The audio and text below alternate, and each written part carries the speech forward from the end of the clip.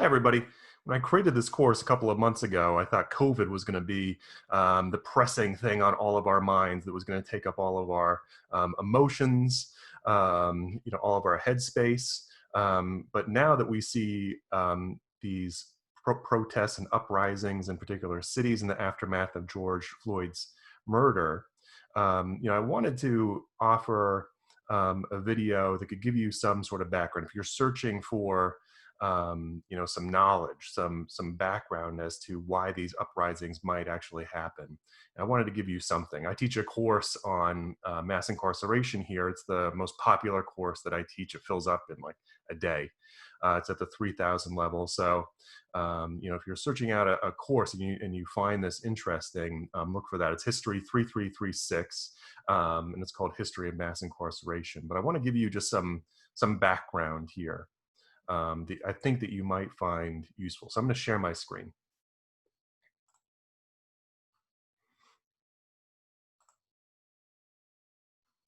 Okay, and I'm going to start this slideshow here.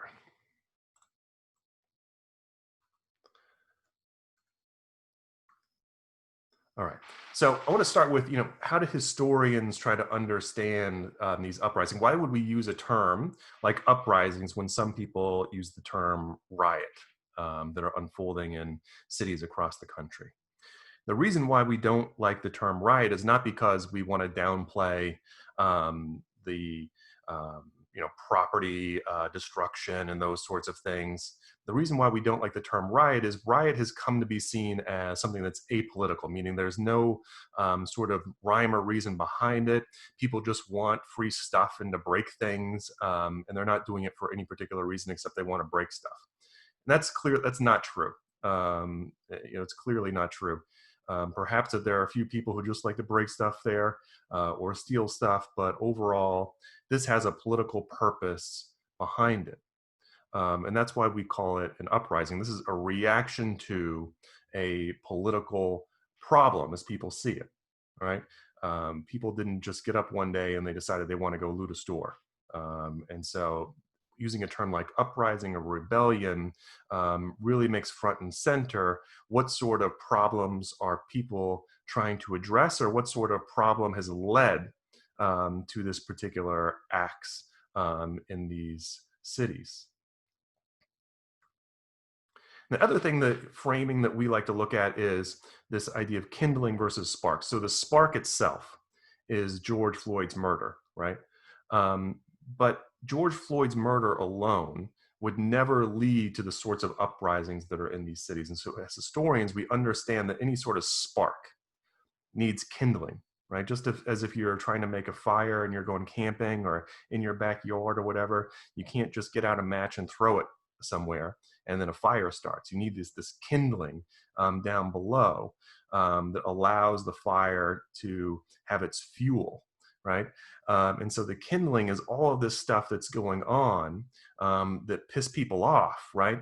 That get people get people angry and frustrated, that allow a spark to lead to these sorts of uprisings in cities. And so for the lecture today, or this kind of video that I'm putting together, I want to focus on the kindling that can lead to these uprisings after a spark like George Floyd's murder. And if you go back, if you remember, Ferguson, not too long ago, one of the things that the Justice Department tried to do was look at the kindling. What was the kindling below Michael Brown's killing that could lead to an uprising in Ferguson? And so they went in and looked at the Ferguson Justice Department, and they looked at what were the police actually doing in that city that would make people so angry, right, that Michael Brown's murder could lead to an uprising. And so they found a bunch of stuff, and I've just basically kind of condensed it down, and not including everything that they found because it would take be an hour video on its own. But here's just some of the things that they found the Ferguson, Missouri police department. So they found that the Ferguson Police Department had a pattern of making unconstitutional stops with there's supposed to be a no there, with no objective articulable suspicion. And I'm going to go through this really quick, and so you can You can stop the video anytime if you want to read these a bit longer. So with no objective articulable suspicion. They call them ped stops, and basically what they were doing is just stopping people with no constitutional reason to stop them, to look for warrants. And that's illegal, right? And that was a common thing that especially African American folks were dealing with, is being stopped constantly for not doing anything illegal. Number two, police violated First Amendment rights by arresting citizens for simply talking back to officers, which is not illegal, and two, recording police with their phones, which is also not illegal. So people were getting arrested for those sorts of things, right? The Ferguson police officers were especially bad at de-escalating situations. Instead, they would take lots of steps to actually escalate situations. So the police department here are quick to escalate encounters. They were using tasers and dogs when either less force or absolutely no force at all would actually do in those situations. One thing that is a serious systemic issue in not just places like Ferguson is that lots of cities use the police as a revenue source, a revenue generating source. And so they put a lot of pressure on the police to write lots of citations, right? They have quotas for citations. And so one thing that they found was there was so much pressure on the Ferguson Police Department to bring in money through citations that the police officers were routinely issuing multiple citations for just a single traffic stop, often just for the same violation. So they're issuing 3 to 4 charges in one traffic stop. Was not uncommon in Ferguson. Officers sometimes wrote 6, 8, or in at least one instance, 14 citations in a single encounter. And they found when they interviewed police officers there that some of the officers told them that they actually compete to see who can issue the largest number of citations during a single stop. And so when you think about they're issuing all of these citations, sometimes 14 citations for a single stop in one instance, that adds up to a ton of money that people in Ferguson were burdened with paying to the city. And when they couldn't pay it, the court was issuing arrest warrants for people. So rather than, issuing arrest warrants on the basis of public safety needs, they were issuing tons of arrest warrants for mispayments of these citations or not showing up to court because they had these particular citations. Another issue that I don't have here is that they were forcing people to come to court for like small fines that they were getting through these citations. And so if they didn't show up, then they would have an arrest warrant. And so in Ferguson, a city of only 21,000 people, 16,000 people there had outstanding arrest warrants, meaning that they are currently actively wanted by the police. And a lot of these were for simply these outstanding fines that came with getting tons of citations in a single stop. What they also found concerning race is that African Americans were more likely to be cited and arrested following a stop, regardless of why the stop was being initiated. And so the police department in Ferguson, the Justice Department concluded, appears to bring certain offenses almost exclusively against African Americans. We looked at between 2011 and 2013, African Americans accounted for 95% of manner of walking in the roadway charges. And again, these are basically just charges that the city creates and to give the police an excuse to stop people and check for warrants. Right, so 95% of the manner of walking in the roadway and 94% of all failure to comply charges were issued against African Americans. Another thing that they found when they went through the emails of the Ferguson Police Department is that they discovered emails circulating by police supervisors and court staff that's of stereotypical perceptions of racial minorities as criminals, including one email that joked about an abortion by an African-American woman as a means of crime control. A November 2008 email stated that President Barack Obama would not be president for very long because, quote, what black man holds a steady job for 4 years? A 2011 email depicted President Barack Obama as a chimpanzee. A May 2011 email stated, quote, an African-American woman in New Orleans was admitted into a hospital for pregnancy and termination. 2 weeks later, she received a check for $5,000. She phoned the hospital to ask who it was from. The hospital says, Crime Stoppers. A separate October 2011 email included a photo of a bare-chested group of dancing women, apparently in Africa, with the caption, quote, Michelle Obama's high school reunion. Okay. So pretty systemic issues here in the Ferguson Police Department. I mean, this is just a small snippet of the kindling, right, that as historians we look at rather than simply looking at the spark, right, the thing, this, whatever happened right before the uprising. You can't study something and only look at the stuff that happens right before an uprising. You have to look at all of the kindling that is there and think about the stuff that happens right before as the spark that lights up the kindling that's been going on for a long time in these particular places. And so whenever, you know, this happens again, right, or if you're in this situation right now, trying to understand why George Floyd's murder would lead to all of these uprisings in cities all across the country, you have to understand that you can't simply look at George Floyd's murder to try to understand what's going on. You have to understand the broader kindling that's happening in all of these particular places to understand why this murder has led to these particular uprisings. And so I want to go a bit further. So let's look at a broader understanding of the kindling, okay? That's the context, what historians call the context of this. We try to look at that with, you know, Birth of a Nation. Like, think about the context of why in 1915 that film could be so popular. Let's look at the broader context to try to understand why we're getting lots of uprisings in response to sparks, whether it's George Floyd's murder or Michael Brown's murder, or lots of other murders that have happened over the past few years. You know, we could go back to slave patrols, or we could go back to the period after Reconstruction with stuff like convict leasing. And if you're interested in that sort of stuff, I can give you readings. But let's start just in 1970 to understand how unique the period is that we're living in right now. The period since 1970 in the United States is a unique period in the history of policing and in the history of incarceration. If you go back to 1970, about 300,000 people were incarcerated in the United States. And at that moment, there were people who were like, that's way too many. And they were talking about in 1970, here's a moment where we have the opportunity for decarceration, to actually reduce that number in the United States by a lot. But something else happened since 1970. If you fast forward to the turn of the 21st century, about 2 million people were incarcerated. And that number is pretty stable right now. About 2 million people are incarcerated when you look at jails and prisons, both, you know, city, state, and federal. How in the world did we go from 300,000 people incarcerated in 1970 to 2 million? Right, so that's one of the things I'm going to try to do for you in this little video.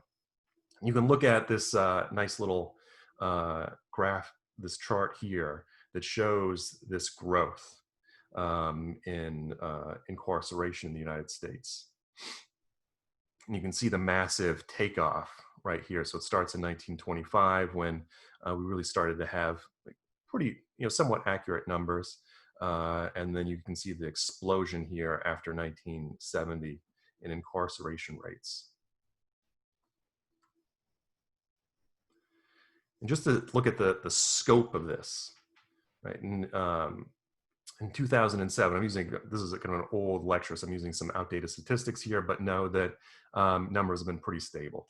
So in 2007, 7 million Americans, or 1 in every 31 people, were under some form of correctional supervision, right? So 2 million people behind bars. You expand it out to people on probation or parole, people who have ankle bracelets, all of those types of correctional supervision. That goes up from 2 million to 7 million people, right? 1 in every 31 people in the United States were under some form of correctional supervision. And the United States is pretty unique around the world. Not pretty unique, it is unique around the world.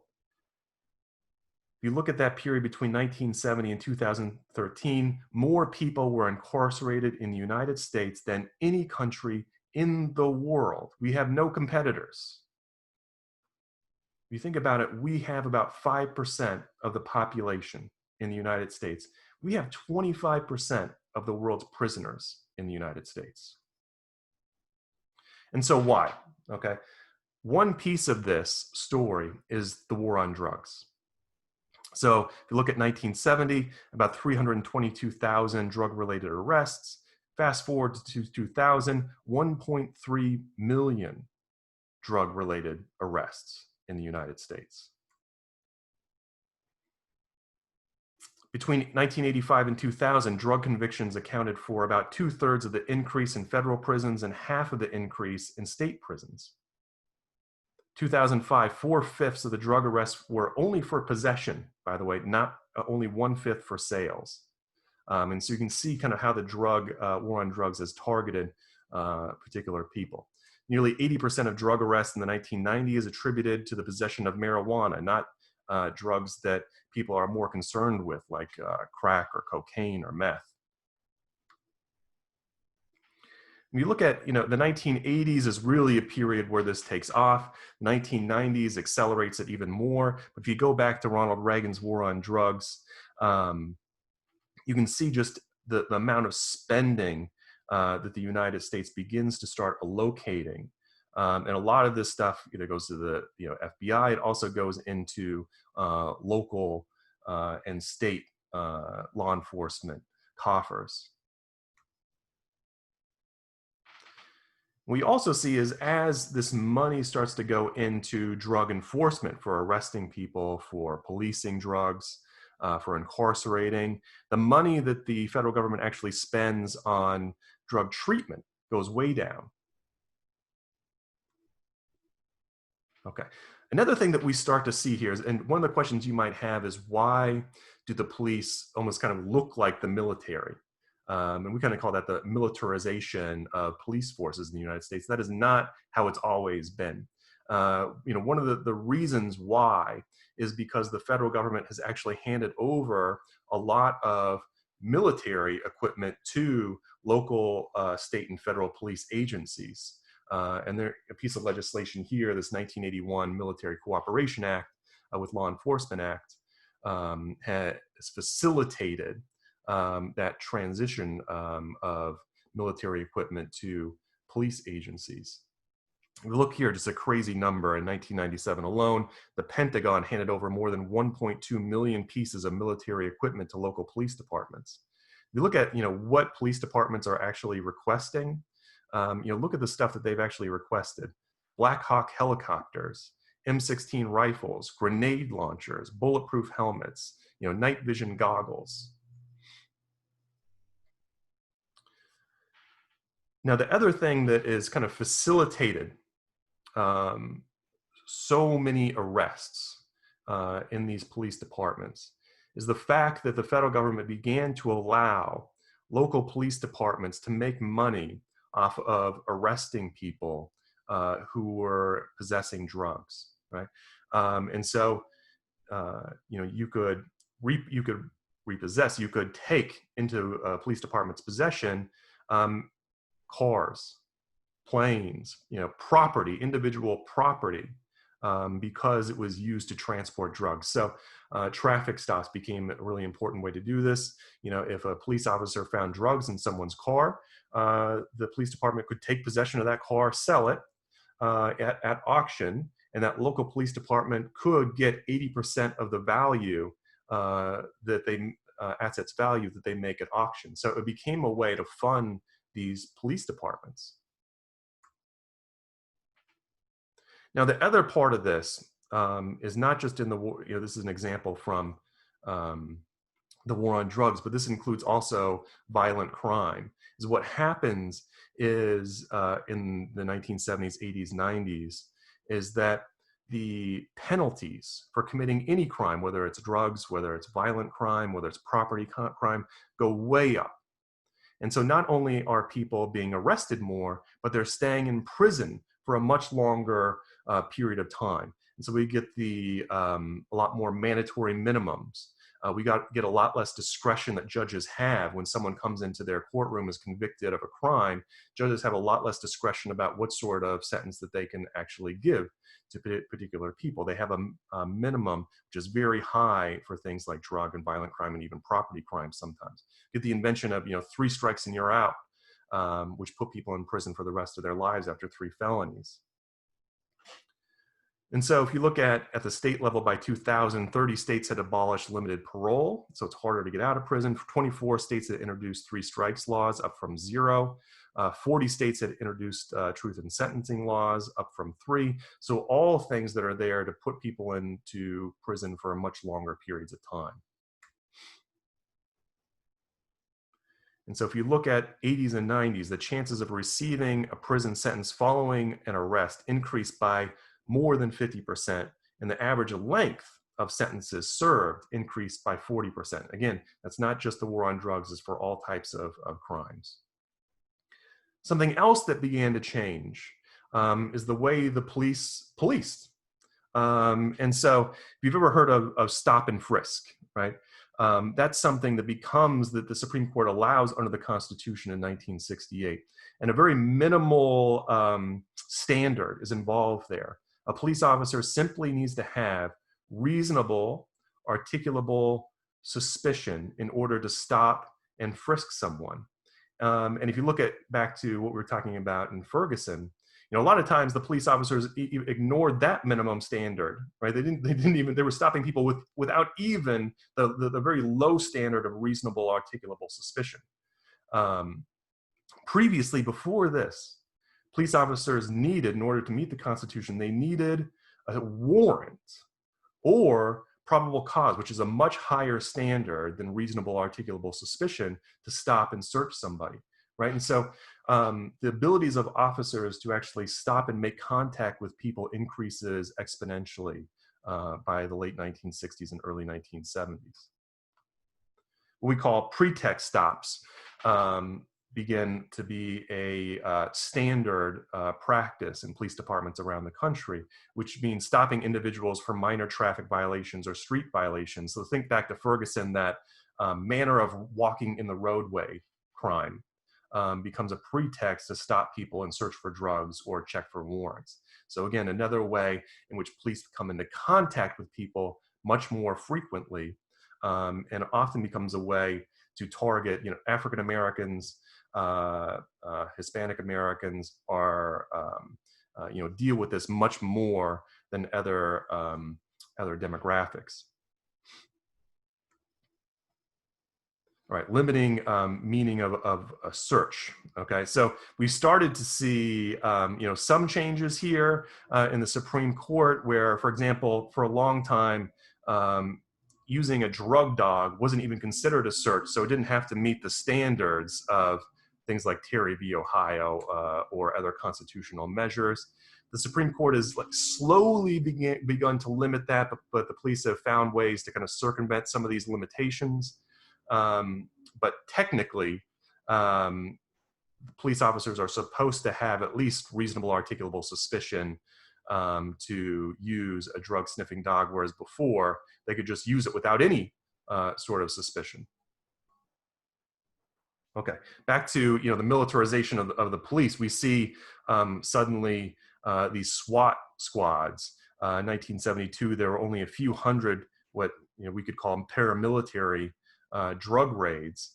With SWAT, we start to see 3,000 by 1980, 30,000 by 1996, 40,000 by 2001. So the ways that police begin to engage in searches of homes or arrests look very differently in the beginning of the 1970s, 80s, and 90s. Okay, going into the racial piece of this. If you look at, I'm going to bring up this. I have it here. This is a kind of a bad image, but here's a graph that looks at racial disparities over time, okay?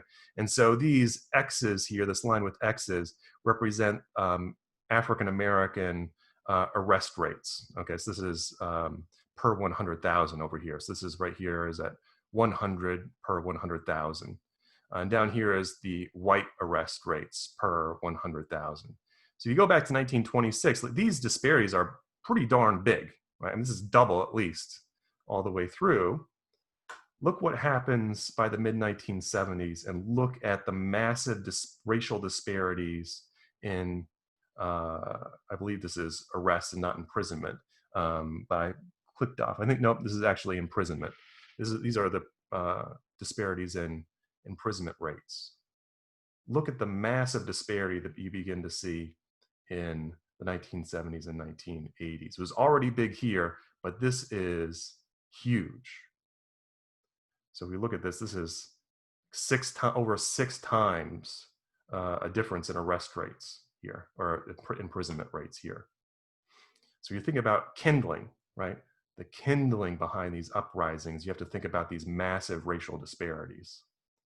Go back here.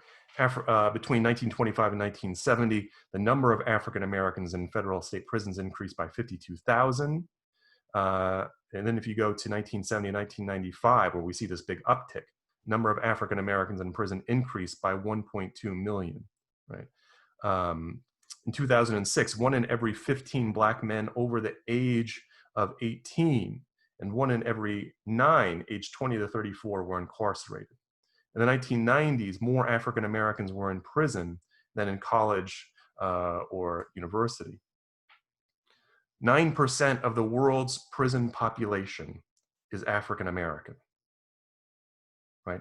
The United States makes up 5% of the world's population, total, like all racial and ethnic groups. And yet 9% of the world's population, prison population, is African American. African Americans make up about 0.5% of the world's population.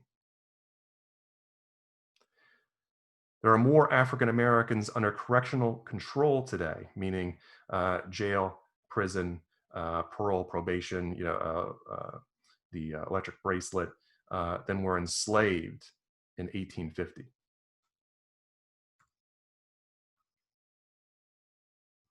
If you look at the 1980s alone, African American share of drug crime arrests jumped from 26.9% to 46%. So you can see that certainly the war on drugs is a big part of this increase in disparities.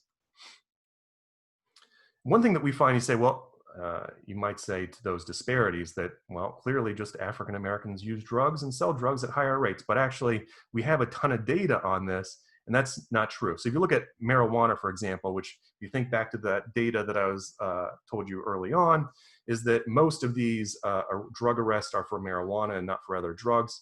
What we find from all of this data that we have, African Americans and white students use marijuana at the same rate.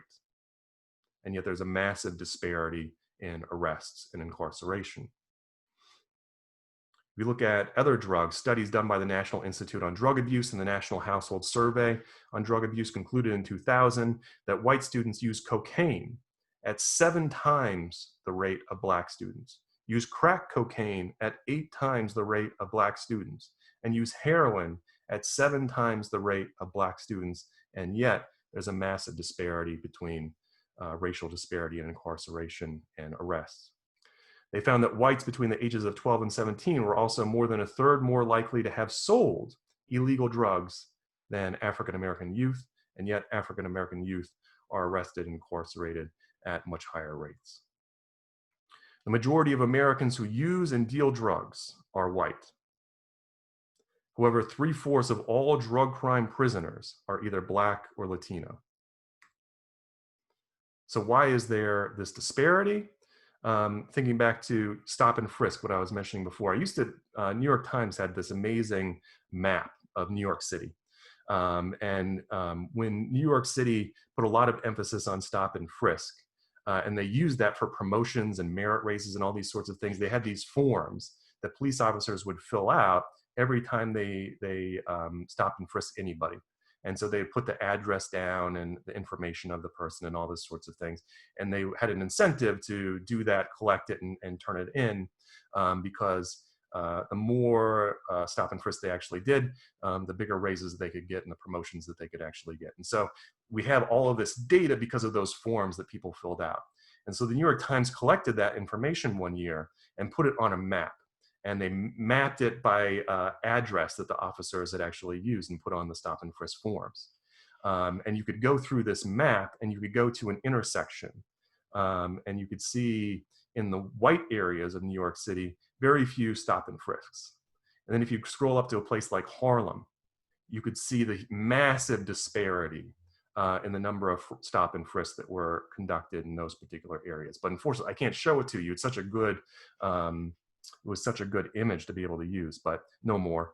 You know, there are these massive disparities here, right? And one of the things that scholars have debated about are analogies to use. And one of the things that they think about is whether, especially one very famous book that came out called The New Jim Crow, that argued that this mass incarceration, these new police practices, these huge disparities in incarceration, are reminiscent of the old Jim Crow. And we debate about that a lot. Historians do. But I just want to, in case you hear that sort of analogy, because I still hear it all the time. In case you hear it, I just want you to know what that argument is. And so one thing that we see that was indicative of the old Jim Crow, right, is taking away voting rights from African Americans.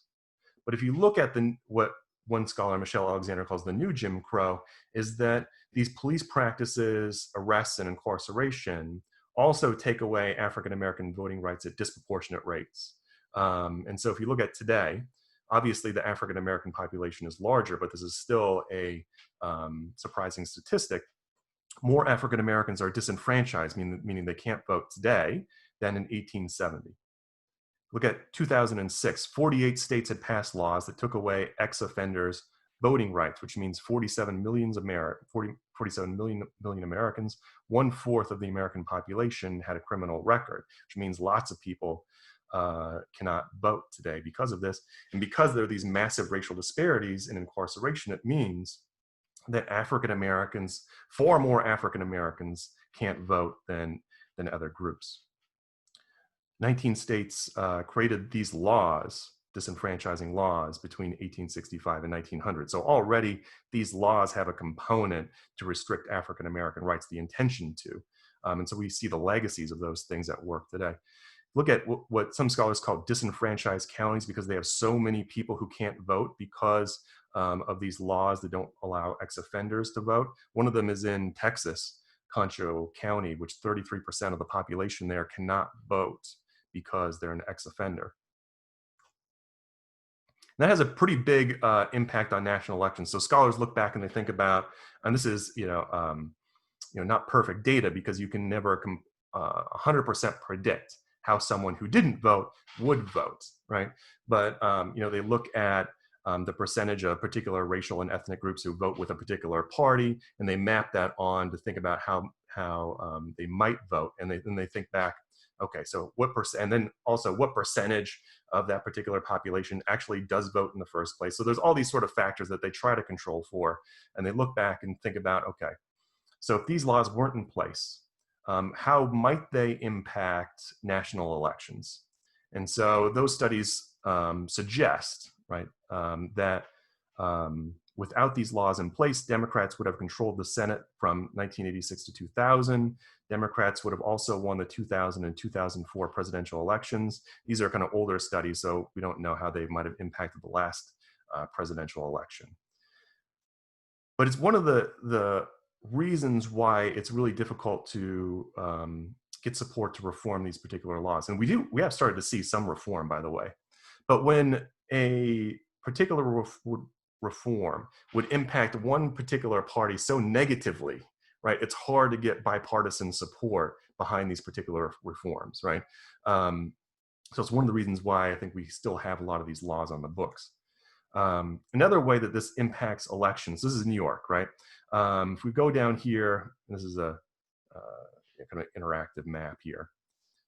New York City's down here. What happens is most of the state's prisoners come from New York City. They go out into state prisons, which are all in these rural areas out here. And what happens is when the state looks at voting districts and representation in the state legislature and also for Congress, they look at the population in those particular places. And the prisoners who actually come from New York City are counted as part of the population in these rural districts. So what happens is these rural districts get more representation in the state legislature and also Congress because these largely African American and Hispanic Latino prisoners from New York City go out into these rural areas in the state's prisons. And so it gives rural white folks a lot more political representation than they otherwise would have if we didn't have mass incarceration. Anyway, counting incarcerated prisoners is the only reason 7 New York State Senate districts, these are in rural areas, meet the minimum population requirements.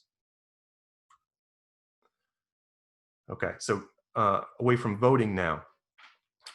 One of the few ways that employers can still discriminate against people, and there are more ways than this, but one of the few ways that they can discriminate against people is it's still legal in most states for employers to discriminate against ex-offenders, right? It's legal to exclude ex-offenders from juries, from public housing, from public benefits, from educational institutions.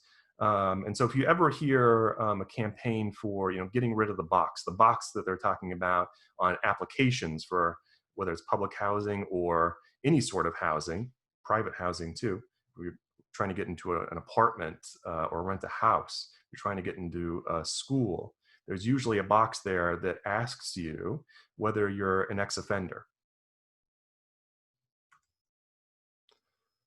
And so because because we have such big racial disparities, it means African Americans are discriminated against in employment and all these sorts of things more than everyone else. The other thing that you might have experienced more closely in your kind of young life are criminalizing schools, which again is a relatively new thing in American history, where police are suddenly in schools. And if you look at New York City, New York City School District became the 10th largest police force in the United States, larger than Washington, D.C., Detroit, Boston, and Las Vegas. That's the school district police force alone. That doesn't count New York City's police force. The New York City School District is a separate police force, right? That school district police force is larger than the regular police force of Washington, D.C., Detroit, Boston, Las Vegas. One of the things that you start to see as police officers get into these schools is that they begin to arrest kids for non-criminal violations of school rules, right? So it expands how people can actually be arrested and get and be incarcerated or thrown into a juvenile institution. Okay, other things that we look at are the sort of sense of urban crisis and deindustrialization, the fact that mass incarceration has been one of the contributing factors behind that. But that's an issue that we would need more time to think about. Think about its impact on the economy and taking jobs out of the regular, what we call the free economy. There's a lot of businesses have taken jobs out of the quote unquote free economy and put them into prisons because the labor is so cheap there. So by 2000, over 80,000 inmates held jobs that could have been held by people outside of prison, working for government and private companies, making 25 cents to $7 an hour. If we look at a Texas example, in the mid-90s, free world workers making circuit board at Lockhart Technologies in Austin were laid off when the company decided to reopen in a prison 30 miles away. In my home state, back in Oregon, a hospital canceled its contract with unionized linen service and switched to prison labor. So we see that a lot. I used to teach at a university in Virginia, and if I needed a new desk or a bookcase or something like that, I have to go onto the website, state website, and order it so a prisoner could make my desk and send it to me. And so that could have easily been contracted out to a local furniture shop, right? But instead, it's taken out of that economy and put into prisons, right? And so, this is a small effort to try to give you some sort of context. What's the kindling behind this? Why are people so angry that would lead to these uprisings and looking beyond just the spark of something like George Floyd's murder? and thinking about it more broadly. There are lots of things that I didn't include in here that are relevant. And if you really like this stuff, if you're interested in it, I'm happy to send you readings, talk to you over Zoom or over the phone. Happy to do any of that sort of stuff. I'm actually about to, well, in the middle of this semester, I'm moving to Philadelphia. I'll still be teaching at Texas Tech in the future, but I received a big fellowship that pays Texas Tech my salary to move to Philadelphia to study policing and incarceration and write a book about it. But when I return in fall 2021, I'll be teaching the class that I normally teach on the history of mass incarceration. So if you're really interested in this stuff, look out for that class. It's a 3,000 level class, so there's no big prereqs in the history department to take it. But it generally brings in people from all different political ideologies, and we discuss this stuff. And students really enjoy it. Right? We respect each other's different political opinions, and it creates a diversity of viewpoints in the class. And we dive into lots of really difficult stuff. And so if you're interested in that sounds cool, shoot me an email and I can give you that sort of information too. But I hope this was informative. I hope that you got something out of this as my just attempt to help people kind of understand what's going on right now.